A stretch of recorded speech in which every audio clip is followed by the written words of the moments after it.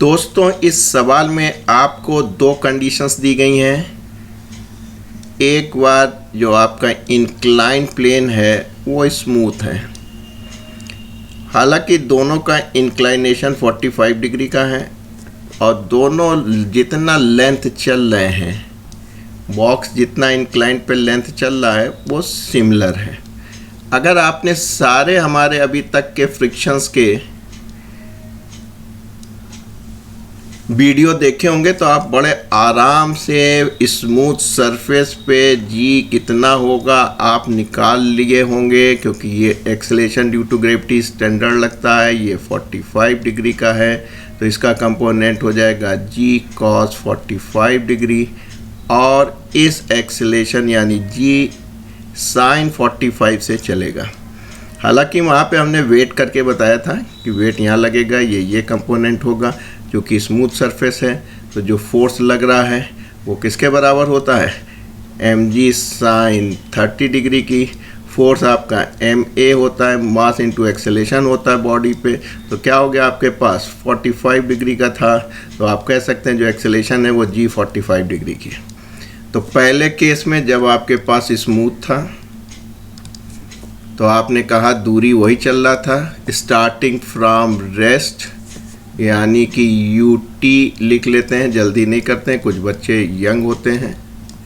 तो आपने कहा एस बराबर 0 प्लस हाफ। अब तक के जो बच्चे स्मार्ट होंगे वो यहाँ पे ए जी साइन 45 डिग्री, और इसको इन्होंने T1 मान लिया था कि पहला समय अलग होगा।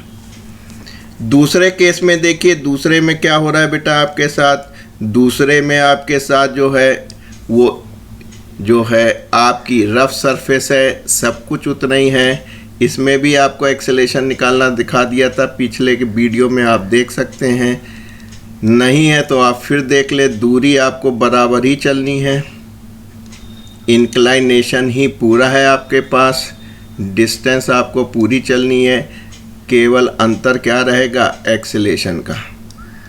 रफ सरफेस है तो आप जानते हैं धरती माता, एक्सेलेरेशन ड्यू टू ग्रेविटी कारण वेट mg इधर लगेगा सीधे। इसके दो कंपोनेंट होंगे, वेक्टर क्वांटिटी रिजॉल्व करेंगे ज्योमेट्री से। ये 45 डिग्री यानी ये थीटा प्रूफ किया था। तो जाहिर सी बात है ये mg cos 45 degree mg sin 45 degree होगा। Normal reaction to the surface r होगा और frictional force opposite to the direction लगेगा। इंक्लाइंड है तो ये इधर आएगा। ऐसे सूरत हाल में ए निकालना बहुत आसान है, इधर निकाल देते हैं। एक आपके पास एम जी साइन 45 डिग्री है minus mu R M G cos 45 degree है, मास इंटू एक्सेलेरेशन। ए आ गया आपके पास जी √2 माइनस म्यू, जिसको आपको फाइंड आउट करना है, कॉस इतना जी इतना ए। आइए इस पे भी हम रफ सरफेस पे भी लिखते हैं आपको, क्योंकि आपको क्या चाहिए था, आपको चाहिए था म्यू को फाइंड आउट करना है, और गिवन क्या है, टाइम की रिलेशनशिप दी है। ये जो पहली लाइन आप पढ़ रहे हैं ना, starting from rest the body slide down a 45 degree inclined plane twice the time taken on the sliding down the same distance in the absence of the friction। यानी फ्रिक्शन पे तेजी से आ रही है और रफ सरफेस पे दुगना time ले रही है। तो अब आइए रफ सरफेस की बात करते हैं। डिस्टेंस उतना है, रेस्ट से आ रही है। ए आपका कितना हो गया, यहाँ पे आपका हो गया जी इंटू √2 बाहर ले लीजिए, कट ही जाएगा। 1 माइनस म्यू, ये आपका ए हो गया। एम ए राइट बेटा। और टी दुगना समय ले रही है, T2 समय अलग ले रही है, ए हो गया। अब आपका काम बन गया। फिर से इस लाइन को पढ़िए, twice the time taken to slide down the same surface, यानी कि जो आपका T2 है, जो रफ सरफेस का समय है वो ज़्यादा होगा। भाई स्मूथ पे तो आप तेज़ी से चले आओगे और रफ सरफेस पे आओगे तो क्या हो जाएगा, आपको ज़्यादा समय लगेगा। एक बार जो है ये स्लाइस पे घूम के देख लीजिएगा। तो जो रफ सरफेस है वो दुगना टाइम ले रही है आपका किससे, स्मूथ सरफेस से। तो आप आराम से कह सकते हैं, क्या कह सकते हैं कि सर एक काम करते हैं, T1 T2 का रेशियो निकाल लेते हैं, बड़े आराम से आ जाएगा, इधर डिवाइड कर देंगे, स्क्वायर कर लेते हैं, यहीं कर लीजिए। आपने कहा sir T2 square upon T1 square, इसको इधर ले आया, स्क्वायर कर लिया तो 2 का स्क्वायर कितना हो जाएगा, 4 हो जाएगा। अब T2 स्क्वायर की वैल्यू, इसको डिवाइड कर दीजिए, सीधे सीधे इसको डिवाइड कर दीजिए, तो आपका क्या हो जाएगा, या आप एक काम कीजिए, s की जगह ये रख दीजिए, सिंपल सी बात, s की जगह आप इसको रख दीजिए, s की जगह आप रख दीजिए, s की जगह आप रख दीजिए इतनी चीज़ें इस s की जगह। तो आपने कहा 1/2 g√2 1 minus mu T2 square, और T1 कितना था बेटा, 1/2 g साइन हो गया √2 T1 स्क्वायर। इतनी चीज़ आपकी कट गई बेटा। तो T2 स्क्वायर अपॉन T1 जो कि 4 के बराबर है, तो यहाँ से T2 स्क्वायर अपॉन T1 किसके बराबर होगा, इसको इधर ले आइए, इसको इधर ले आइए, यानी कि हो गया 1 upon minus mu. Cross multiplication कर लीजिए, 1 बराबर 4 माइनस 4 म्यू, 4 म्यू को इधर ले आइए, 1 इधर आ जाएगा, बराबर 3, या आप कह सकते हैं म्यू बराबर 3/4 या 0.75। तो बेटा यहाँ तक आते आते 21वें सवाल तक आते आते आपको 2 बातें बिल्कुल दिमाग में बैठ जानी चाहिए। कंपटीशंस में आपको प्रैक्टिस और समय कम मिलता है। जब स्मूथ पे आएगा तो एक्सेलेरेशन किसके बराबर होता है, जी साइन थीटा के बराबर होता है। और जब अगर आपके पास रफ सरफेस है उस समय एक्सेलेरेशन आपकी क्या हो जाती है, ये हो जाती है जी sine theta minus mu G cos theta. तो इस चीज़ों का ध्यान रखिएगा और स्मूथली काम कीजिएगा, बहुत जल्दी से आसानी से सवाल इम्तिहान में कंपटीशन रूम में आपका सॉल्व हो जाएगा।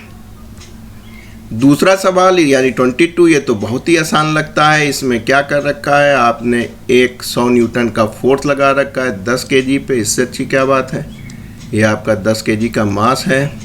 कभी कभी सवाल आसान आ जाते हैं और इस पे आप एक फोर्स लगा रहे हैं 100 न्यूटन का, म्यू आपको दिया ही गया है, निकालना क्या है, एक्सेलेरेशन। तो जाहिर सी बात है नॉर्मल रिएक्शन फोर्स सरफेस यहाँ लगाएगी, जिसकी वजह से मोशन फोर्स लग रहा है, एक्सेलेरेशन इधर चल रहा है, तो फ्रिक्शनल फोर्स इधर लगेगा। इक्वेशन आप फोर्स लिख दीजिए, 2 फोर्स हैं अपोजिट हैं, ज़्यादा में से कम घटेगा। Net force acting on a body equal to product of mass into acceleration. इधर आपका 100 लग रहा है, ये बराबर होगा mu M G, 100 newton minus mu कितना बेटा 0.5 है, वेट कितना है 10 kg का है जी, 10 ना भी का होता तब भी हम ले लेते। इस पॉइंट से पॉइंट हटा लीजिए, ये हो गया 50 न्यूटन, 100 में से 50 गए, 50 गए, अरे बड़ी तेज़ी से चल रहा है, 5 मीटर पर सेकेंड स्क्वायर। कभी कभी आसान भी आ जाते हैं। तो ये बेसिक चीज़ है। अच्छा सवाल था, कंपटीशन से सारे सवाल लिए हैं हमने, इसलिए कोई दिक्कत की बात नहीं, करते रहिए। चलते हैं अगले सवाल के पास। ये भी आसान है, इसमें लिमिटिंग फोर्स का एक कंसेप्ट है छोटा सा, उसको समझ लीजिए, आपका काम बन जाएगा। काम क्या बन जाएगा कि आखिरकार वो कितना फोर्स लगा सकता है, फ्रिक्शनल फोर्स इंक्लाइन पे। तो आपने कहा कोई दिक्कत नहीं सर, हम इस बात को समझते हैं, भली बात ही समझते हैं कि अगर ये 30 डिग्री का है, ये हमारे पास एक बॉडी है, तो धरती माता स्ट्रेट वे खींचती हैं। कभी भी देखिए पेन गिरा के देखिए, अगर ये है यूँ ही गिरेगा, कभी ये नहीं हो कि रास्ते में सीधा हो जाए। अगर ये है तो यही गिरेगा, स्ट्रेट वे लगाती हैं। तो एम जी ये लगता है, जिसके 2 कंपोनेंट हो जाते हैं। ये 30 है तो थीटा है, तो थीटा हो जाएगा एम जी कॉस थीटा, और ग्रेविटेशनल फोर्स जिससे कि ये यहाँ आएंगे इतना होगा। नॉर्मल रिएक्शन सरफेस ब्लॉक पे लगाती है, नॉर्मल आर मान लिया, और अगर ये इधर गिर रहा है तो frictional force opposite to the direction of motion यानी इधर लगेगा। आपको पूछा कि लिमिटिंग फ्रिक्शनल फोर्स यानी मैक्सिमम, क्योंकि एक समय जब होता है जब आपका फ्रिक्शनल फोर्स अप्लाइड फोर्स के बराबर होता है, आपने देखा था, याद आया, जब ये इसके बराबर था तो फ्रिक्शनल फोर्स आप अप्लाइड फोर्स के बात कर सकते थे। लेकिन एक लिमिट के बाद क्या होता है, ये वाला फोर्स या तो फ्रिक्शनल फोर्स से ज़्यादा या बड़ा हो जाता है। तो ऐसे समय में जो फ्रिक्शनल फोर्स होता है उसकी औकात, उसकी लिमिट जो है म्यू आर जी के बराबर होती है। यहाँ पे बात देखा जाए, यहाँ पे बेटा लिमिट इसकी कितनी होगी, म्यू आर होगी, और आप जानते हैं इनकी औकात यानी कितना मैक्सिमम लगा सकता है। देखिए आर को देखिए, आर किसके बराबर है, आपका सीधा सीधा आ रहा है एम जी कॉस 30। इससे ज़्यादा इनकी औकात नहीं है, इससे ज़्यादा ये फोर्स फ्रिक्शनल फोर्स नहीं लगा सकते। ये इतना है, m2 है, इसको मान लीजिए हम 10 ले लेते हैं, √3/2 हो गया, 2 से 2 काट लेते हैं, ठीक है। बल्कि एक काम कर लीजिए, जब इतना ही करना है तो 9.8 ले लीजिए, बहुत आसान हो जाएगा, और इसका मल्टीप्लाई कर लीजिए तो ये हो जाएगा 5 8 40, 5 9 45, कितने के बाद लगना है, 1 और 1 2। तो आप कहते हैं लिमिटिंग या मैक्सिमम फ्रिक्शनल फोर्स 4.9 √3 न्यूटन्स के बराबर लगेगा। तो अगर ये कंसेप्ट आपको अच्छी तरह मालूम है तब तो आपको कोई दिक्कत नहीं है। कंपटीशन का सवाल है, पूछा गया है, तो जाहिर सी बात है उस समय एग्जामिनेशन हॉल में कन्फ्यूज़न होता है, तो इसलिए कंसेप्ट क्लियर रख के जाएं। इन सवालों में जिसमें रोप को आप लटकाते हैं, केवल एक कंसेप्ट आपको दिमाग में रखना है। क्या रखना है कि भाई कौन किसको खींचेगा। ये मान लीजिए आपके पास एक चेन है, ठीक है, इसको आपने यहाँ लटका दिए, तो कुछ पोर्शन लटका दिएगा। इनका कहना है कि भाई हमने 20% जो है वो लटका दिया है। अगर हम लेंथ ऑफ द चेन माने, लेंथ ऑफ चेन ले लें L, तो 20% कितना हुआ, 20% ऑफ L हुआ, वो आप निकाल लेंगे।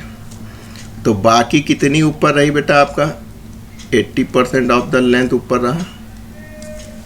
होगा क्या बेटा, इनको तो आपका ग्रेविटेशनल फोर्स खींचेगा, इस पे तो लगेगा आपका लटकने वाले भाग पे लगेगा आपका ग्रेविटेशनल फोर्स।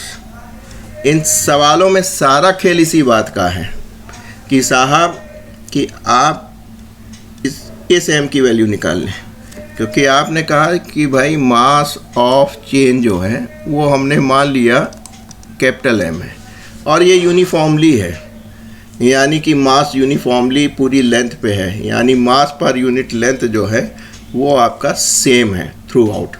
आगे के सवालों में नहीं मिलेगा आपको, लेकिन इस केस में है कि मास पर यूनिट लेंथ चेन का सेम है, सेम ऊपर लटकी हुई है, और ये है और स्थिर है, मतलब गिर नहीं रही है। तो इसका मतलब क्या है कि आपको क्या निकालना है, ऊपर कौन रोकेगा, म्यू रोकेगा। तो जाहिर सी बात है आपको म्यू निकालना है। तो आपने कहा ऐसे सूरत हाल में क्या होगा, कहने लगे साहब जो भी ऊपर पड़ी 80% है उसका मास इंटू जी लगेगा, सरफेस नॉर्मल रिएक्शन फोर्स लगाएगी, ये इधर भागेगी क्योंकि ग्रेविटी की वजह से, और ये frictional force opposite to the direction of motion लगेगा। तो ऐसे सूरत हाल में आपको करना क्या, कौन रोक रहा है, जिस समय ये force frictional force mg gravitational force के बराबर हो जाएगा उस समय क्या हो जाएगी, chain will be stop. Chain कब रुकेगी, चेन कब रुकेगी, कहने लगे सर जिस समय चेन पे लगने वाला फ्रिक्शनल फोर्स ग्रेविटेशनल फोर्स के बराबर होगा। बस बेटा यही बेसिक कंसेप्ट है। फ्रिक्शनल फोर्स कितना होगा, आपने कहा फ्रिक्शनल फोर्स ये है, बल्कि यहाँ इसको m डैश कर लीजिए क्योंकि कंफ्यूज होंगे। अब देखिए ये m डैश और m पता चल जाए तो आपका काम बन जाए, क्योंकि जी तो कट गया। मास पर यूनिट लेंथ आपको मालूम है वो सिमिलर है, और एम डैश के लिए कितनी लेंथ चाहिए आपको, 80% चाहिए। तो आप कह सकते हैं 80% ऑफ लेंथ, परसेंटेज हटाने के लिए हमने 100 से डिवाइड कर दिया। इधर एम आइए तो मास पर यूनिट लेंथ सिमिलर है।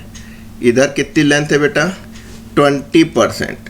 तो आपने कहा सर 20% परसेंट हटाने के लिए 100 से डिवाइड कर दिया, काम बन गया बेटा आपका। ये कट गया, ये कट गया, सब ही तो कट गए।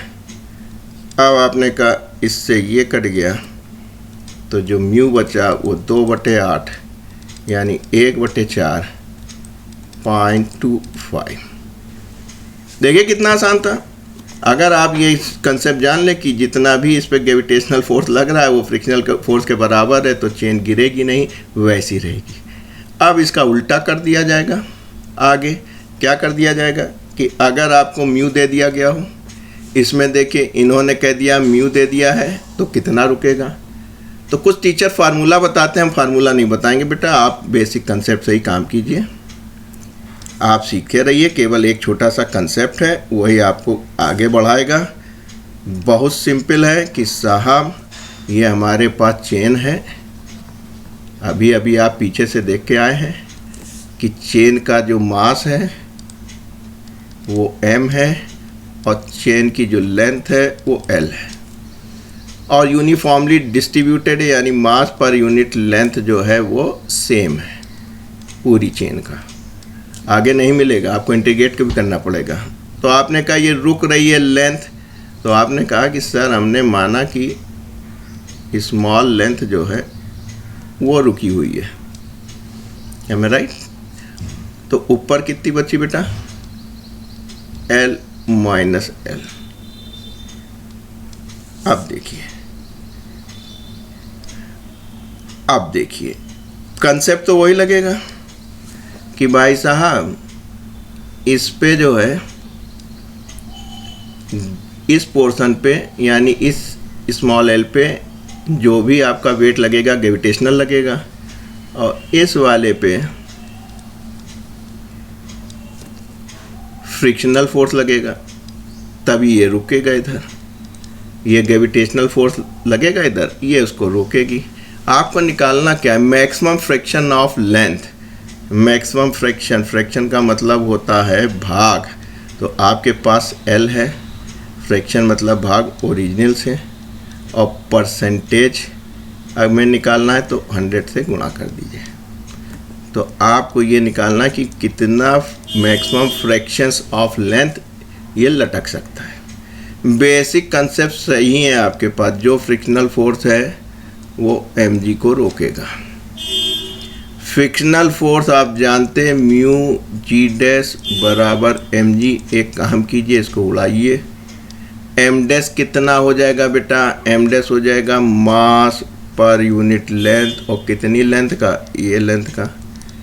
m यहाँ पे कितना है, मास पर यूनिट लेंथ, और लेंथ कितनी है, l है। काम बन गया आपका।